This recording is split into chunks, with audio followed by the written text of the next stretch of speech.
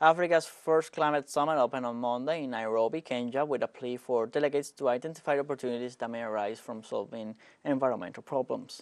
The summit focuses on finding environmental relief strategies rather than focusing on grievances against industrialized nations that are responsible for the world's highest carbon emissions.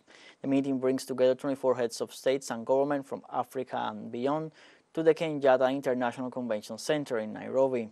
The summit aims to address the increasing exposure to climate change and its associated costs, with a focus on Africa, as its representatives of the youth and indigenous people groups will also present their declaration. At the summit, the gathering serves as a platform to inform, frame, and influence commitments, pledges, and outcomes, ultimately leading to the development of the Nairobi Declaration. This is no ordinary summit. We are not here just to talk about Africa or climate change in the usual way, which often accentuates our divisions.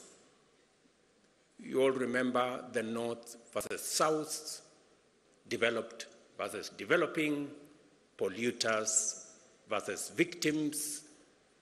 It is because we all have a shared stake in the Earth's ability to sustain life that we must envision together a future that embraces the values of equality, human security, and shared prosperity.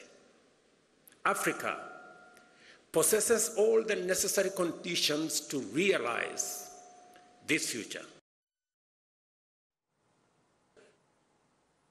And parallel to the gathering, hundreds of activists from across Africa held peaceful demonstrations against the inaugural Africa Climate Summit being held in Nairobi, waving placards with "Let's Talk More" action.